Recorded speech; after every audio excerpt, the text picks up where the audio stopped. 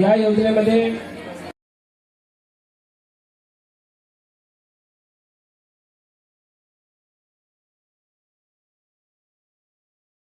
महसूल विभागाच्या वतीने छत्रपती शिवाजी महाराज महाराजस्व समाधान शिबिरांचे सर्व विधानसभा क्षेत्रांमध्ये आयोजन केले आहे।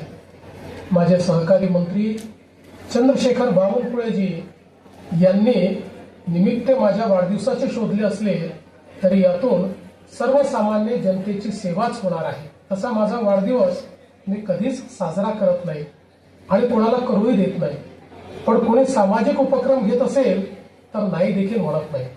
शेवटी शेवटच्या घटकाची सेवा होत असेल तर प्रत्येक निमित्त साधलेच पाहिजे। सध्या वारीचा कालखंड असल्याने 26 तारखेनंतर सुद्धा ही शिबिरे आयोजित करण्याचा त्यांनी निर्णय घेतला, हे चांगले झाले। या शिबिरांमधून महसुली सेवांचे जागीच निराकरण, विविध दाखले, सेवांचा लाभ हा नागरिकांना एकाच ठिकाणी घेता येणार आहे।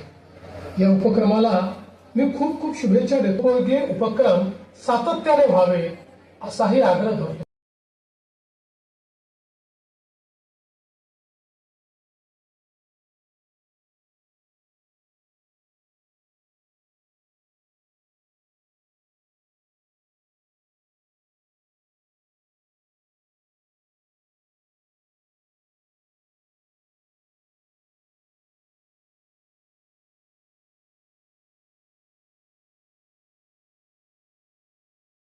सर, आज अपन ने माननीय मुख्यमंत्री का जन्मदिन यहाँ पे मनाया सिरोडा में, क्या बताएंगे क्या क्या अपन ने जन्मदिन का? आज सन्माननीय महाराष्ट्र राज्याचे मुख्यमंत्री देवेंद्रभाऊ फडणवीस यांचा वाढदिवस, तसेच दिवंगत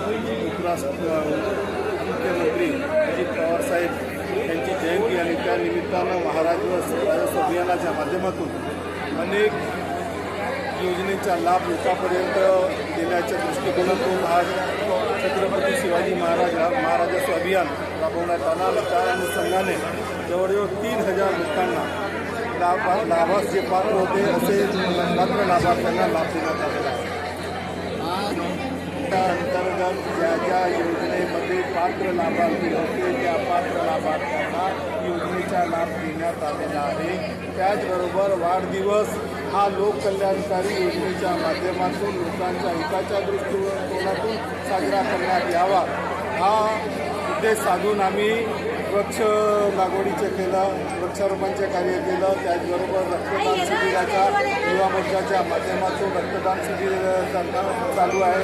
त्याचबरोबर महिला भारतीय जनता पक्ष महिला मोर्चाच्या माध्यमातून विधवा शेतकऱ्यांना शेती उपयोगी किट वाटप करण्यात आलेलं येणार आहे। अशा अनेक सामाजिक